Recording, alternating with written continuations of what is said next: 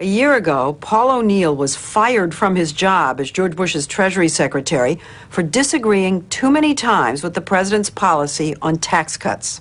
Tonight, O'Neill, who is known for speaking his mind, talks for the first time about his 2 years inside the Bush administration.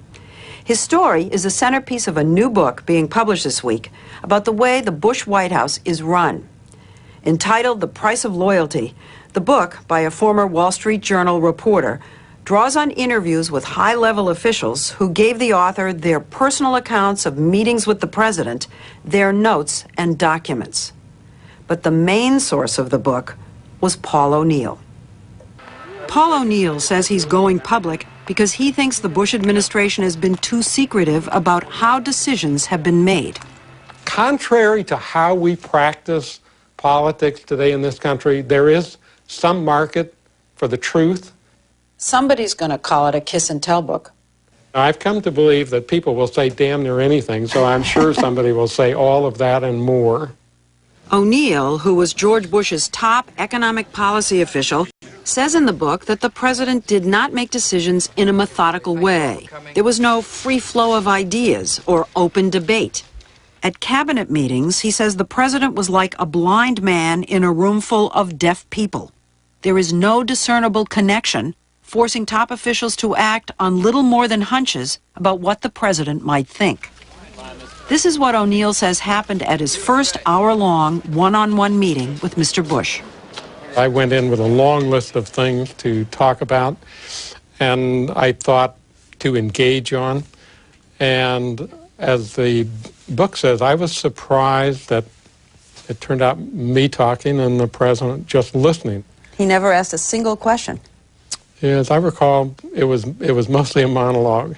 President Bush was disengaged, at least on domestic issues, he says, and that disturbed him. This is a photograph of President Nixon. That's me there. He told us that wasn't his experience when he worked as a top official under Presidents Nixon and Ford, or the way he ran things when he was chairman of Alcoa. O'Neill readily agreed to tell his story to the book's author, Ron Suskind. O'Neill says he's taking no money for his part in the book. You interviewed how many other people? Oh, hundreds of people. Hundreds? Hundreds of people. How many other cabinet members? Several. Let's just say several. But O'Neill is the only one who spoke on the record. Didn't someone in this administration, high up, call him on the phone and warn him not to do this book? Yes, yes. And who was it? Don Rumsfeld. Was it a warning or a threat? I don't think so. Okay. I think it was the White House concerned, understandably, because O'Neill has spent extraordinary amounts of time with the president. They said this could really be the one moment where things are revealed. And they are. Not only did O'Neill give Suskind his time, he gave him 19,000 internal documents. I mean, everything's there. Memoranda to the president, handwritten thank you notes, 100-page documents, stuff that's sensitive, Stuff that's sensitive.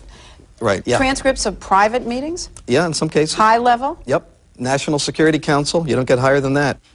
And what happened at President Bush's very first National Security Council meeting is one of O'Neill's most startling revelations.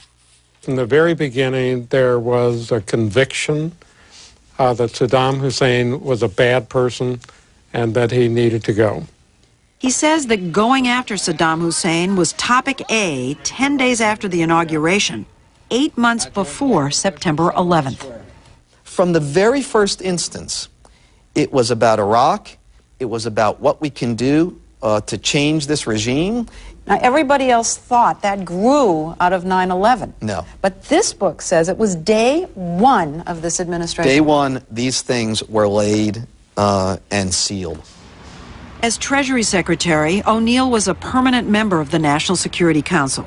He says in the book he was surprised at the meeting that questions such as why Saddam and why now were never asked.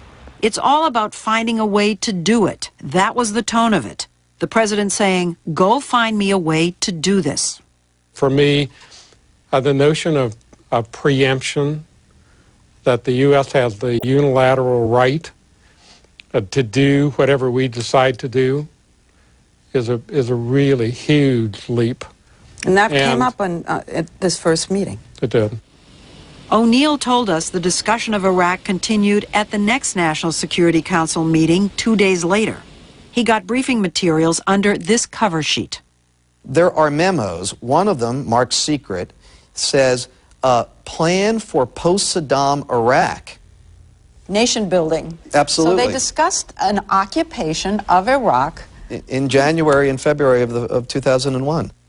Based on his interviews with O'Neill and several other officials at the meetings, Susskind writes that the planning envisioned peacekeeping troops, war crimes tribunals, and even divvying up Iraq's oil wealth. Susskind obtained this Pentagon document dated March 5, 2001, entitled Foreign Suitors for Iraqi Oil Field Contracts. It includes a map of potential areas for exploration. It talks about contractors around the world from, 30, 40 countries, and which ones have what intentions or on oil in Iraq. During the campaign, candidate Bush had criticized the Clinton-Gore administration for being too interventionist. If we don't stop extending our troops all around the world in nation-building missions, then we're going to have a serious problem coming down the road, and I'm going to prevent that. The president had just run a campaign about being humble and not engaging in nation building. The thing that's most surprising, I think, is how emphatically, from the very first, this administration had said X during the campaign, but from the first day was often doing Y, not just saying Y, but actively moving toward the opposite of what they had said during the election. But the president had promised to cut taxes, and he did. Within 6 months of taking office, he pushed $1 trillion worth of tax cuts through Congress. This is significant, and this is only the beginning. But O'Neill thought it should have been the end. After 9/11 and the war in Afghanistan, the budget deficit was growing. So, at a meeting with the vice president after the midterm elections in 2002, Susskind writes that O'Neill argued against a second round of tax cuts. Cheney, at this moment, shows his hand. He says, Paul, Reagan proved that deficits don't matter. We won the midterm elections. This is our due. We earned it. Exactly. What does O'Neill think? O'Neill is speechless. It was not just about not winning the tax cut, it was about how to use the nation's resources to improve the condition of our society. And I thought the weight of working on Social Security and fundamental tax reform was a lot more important than a tax reduction. Did you think it was irresponsible? Well, it's for sure not what I would have done. O'Neill accuses Vice President Dick Cheney of not being an honest broker, but with a handful of others, part of a Praetorian Guard that encircled the president to block out contrary views. O'Neill says this is the way Dick likes it. Meanwhile, the White House was losing patience with O'Neill. He was becoming known for a series of off-the-cuff remarks his critics called gaffes. One of them sent the dollar into a nosedive and required major damage control. Twice during stock market meltdowns, O'Neill was not available to the president. He was out of the country, one time on a trip to Africa with the Irish rock star Bono.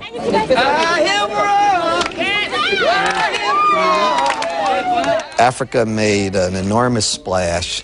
It was like a road show. He comes back, and the president says to him at a meeting, says, you're getting quite a cult following. And it clearly was not a joke, and it was not said in jest. It was. Susskind writes that the relationship grew more tense and that the president took a jab at O'Neill in public at an economic forum in Texas. And I'm just honored to be sitting beside one of my heroes.